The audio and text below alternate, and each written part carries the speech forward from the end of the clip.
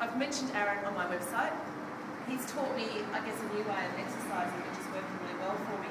And since I've been away up north near Byron, I've had to do a lot of these exercises on my own without equipment, using tequila bottles and my little crusade pot filled with coins as a dead weight. And I thought Aaron could actually show us some exercises that we can do at home without equipment. So, Aaron, the deal is 25 minutes to about 30 minutes is cool. Yep. That's pretty much what you need to do several times a week. Yeah. And working just sort of 1 minute at a time. So each exercise you do for 1 minute, do a round, and then rest for a minute. Yeah. So we have like 3 exercises we're going to use. So normally most of our workouts will have 2 to 6 movements in a workout. So to keep it fairly simple.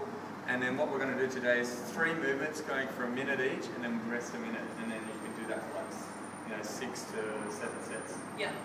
And each one we're going to show a simple version and then a slightly more advanced version, so that you can work your way up to it and using equipment from around the home. All right.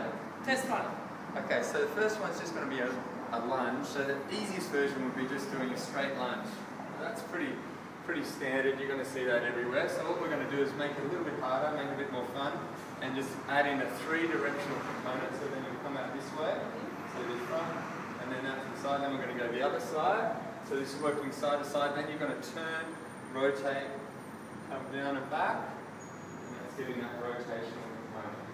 And you could use 2 bottles of tequila. So we've got our or tins of tomatoes, or water bottles, or whatever you might have at home, just to get a little bit extra more weight. resistance. And you can reach as you come down, and you can even add in a press as you're coming up, and then press overhead, and then we can come down here, and then as you come up, press overhead, come down, press overhead, then turn from the hip, down, reach, press overhead, and then one more. So we do that for 1 minute, and then go to the next movement. Yep. Yeah. Okay. And the deal is to work very much from the hips and activate the hips and the glutes at all time. Yeah, we want a perky butt with all exercises, especially when you're using the legs. Don't want to waste time. Okay. So do that for a minute, and I'll move on to the next one. So next one we've got just like a standard push-up. So an easy one would be on the knees, just a straight out push-up. To make it a bit more interesting, we're just going to alternate the stance that you're using there. That's awesome. And then we could advance that to the toes to make it a bit harder. Yep, really strong. So you could even start with a couple of that's awesome. Beautiful. Working hard now. And then as you fatigue, drop back to the knees. And then we can even go into something a bit more fun where you actually pull it. But that's awesome. And then reach, and then bring the other knee up. Nice. Perfect, that's cool. We might need to build up to this. Yeah, definitely. But there's always somewhere to go with every exercise. So that one's quite good. It's the tree frog. Yeah, tree frog. And dealing with bare feet, I mean, you work with bare feet. Primarily we'll work with bare feet. We do have workouts where we'll have like skipping in it, so then we encourage people to wear shoes because you whip your feet hurts quite a lot. But most of the time, probably because we have 6 days of training we have, 5 out of 6 days will be bare feet pretty much. I'll write about that on the blog, the benefits of that in another blog, but it actually really makes it enjoyable. It makes it so much easier at home. Yeah, and you can really feel the ground and just, feel much better for balance. Yeah. All right, the last one is squat. So the easy version of a squat would just be a straight squat, like that. So to make it a bit more interesting, we're going to do it a step up. So you're doing like an alternating squat on each leg. So this leg's doing a squat. Key point to this one is to really extend that hip as you come up, and then a full version would be the box jump, and then you can step down, and as you want to make it a bit harder, and I've been doing this at home with a bench, like a picnic bench, but you can also do it with a garden ledge or a chair. You've got 2 stairs somewhere in your house as well, so you step up to the second stair. But it's made a huge difference when you get up to really extend the hip. push the front of your forward. Really squeeze the glutes. So really finish the movement so that butt really awesome. Work really easy arms, that's nice. Yeah. So then after that one you rest 1 minute and then go again. And get around 6 to 7 hours out. Alright, core work.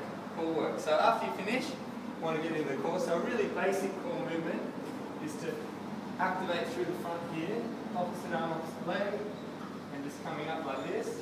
We can make it harder by coming up onto the toes, and then even harder, come down, up, every time you get to the top. Yep. That's really hard. So this you could do a minute on, 30 seconds off, minute on, 30 seconds off, and then one more, so like 3 sets. But this is working really hard through the trunk. That's awesome. Very good work. Beautiful. And it's one that you taught me that I thought was really good for doing at home. Yep. If you Walk out. yeah, so bend down and your knees slightly. Yeah, you just have them slightly bent so you can keep that curve in your back. Walk it forward, come as far as you can, and then bring it back.